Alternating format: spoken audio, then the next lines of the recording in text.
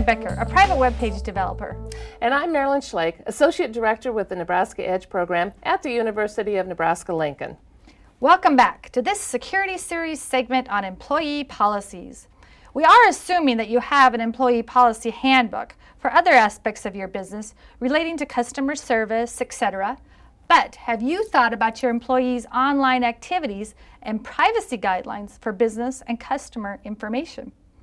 As you put together the segments on security in your employee handbook, please make sure it's reviewed by your attorney to keep you out of hot water. That's right, Diane. So here's a couple of scenarios to give you an idea of what could happen. Let's say you walk into your office and you see an employee downloading illegal copies of music onto your company computer. Not only is this illegal, of course, but sometimes these free music portals open your computer networks to multiple viruses and malware. Or you find an employee copying your customer information on portable flash drives and using the business information for his own side business. Another scenario may be that one of your employees has opened an email link which activated a nasty virus. So, what can you do to protect yourself from these type of employee mistakes and breaches to your office security? Oh, the good question, Diane. It's best to have an employee policy in place that spells out expectations on how to protect company information, use of company equipment, and protection of customer privacy. Consequences for not doing so should also be spelled out in that employee handbook. This can get a bit complicated as you can't eliminate all internet access. To do their jobs, your employees have to have a certain amount of access. You'll need to evaluate what files each employee actually needs access to, and then take steps to take the information they don't need and make it off limits. That's right. Diane, even if you decide to give a very trustworthy employee access to all your data in your business, you still could be risking exposure if your employee takes a business laptop home where it is accessible by family members, visitors into their home, or any unauthorized users. Yep. So what would be a first step in protecting our data on a computer? A good policy is for you as a business owner to have administrative rights to each computer. In addition, each employee should have their own password to access their computer.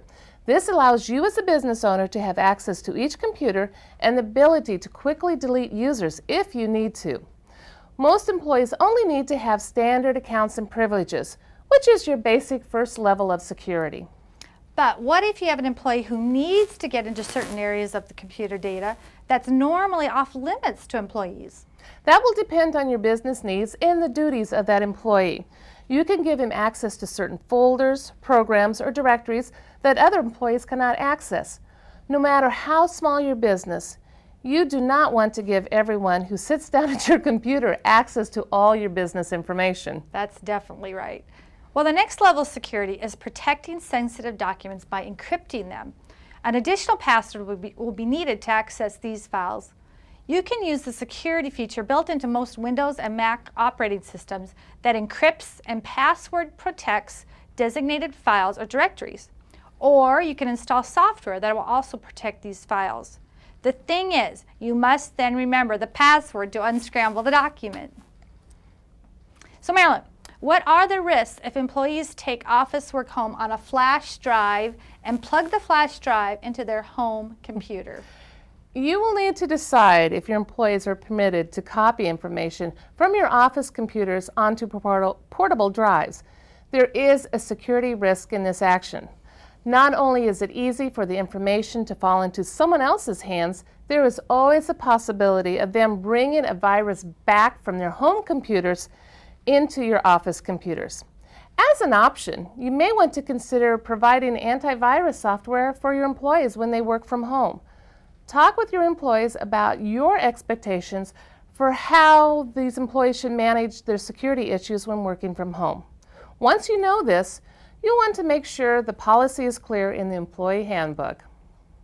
Okay, in one of the scenarios we discussed, there was an incident concerning email.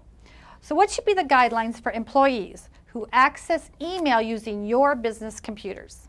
Employees must be aware of the email risk of opening attachments and clicking on links embedded within non-solicited emails. As they may not know the security risk, you should consider an employee training session on these issues. One email policy you should address and let your employees know is whether incoming and outgoing email on company computers will be open to your inspection. Another issue is how much personal emailing is acceptable on your computers during business hours. That is a major issue. It should be made clear that any illegal activity, hate-related, or racially motivated email is not allowed. Consequences for these actions should be stipulated in your handbook. Again, consult an attorney for specific language on this issue. Another scenario we discussed was that of an employee downloading illegal material. So what kind of internet policy should business owners have to make sure their employees are not infringing on copyright laws and not opening the network up to malicious malware? There should be an employee policy on internet use while at the business. Statements you may want to include are: the use of the internet is a privilege and that it is there to assist them in the performance of their jobs. All employees are to use the internet for professional, lawful, and ethical use. Abuse of the internet can result in dismissal or civil and/or criminal liability. Activities not allowed by your computer may include downloading large or illegal files, playing games, personal shopping, sending mass emails, accessing streaming audio and video files, stock trading, engaging in chat groups, or otherwise just using the bandwidth to unnecessarily. Again, check with your attorney to make sure your internet and email policies coincide with your other employee policies. Now we know many people use smartphones and access the internet through their phone, and smartphones can be very useful in an office environment. Employees can receive and send email and access web-based documents and sites when they are out of the office. Still, employees need to understand that any business-related data on their phones is their responsibility. That's right.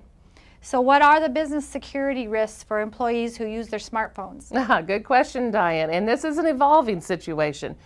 There are risks associated with using smartphones. There is always the possibility that the business owner or her employees could lose the phones and that it could be easily accessible to people outside the office. You should be aware that files that have been downloaded onto smartphones are not encrypted, and if the phone is Bluetooth ready, others could easily access the phone and get to the information that's on that phone. It would be a good idea to talk with your employees about how to minimize security risk on smartphones, such as making the phone password protected, turning the Bluetooth signal off when not in use, and installing encryption software onto the phone. These are some good employee policies that will help protect company information. Now, what should be included in the employee handbook for protecting the customer information? And this is a vital issue.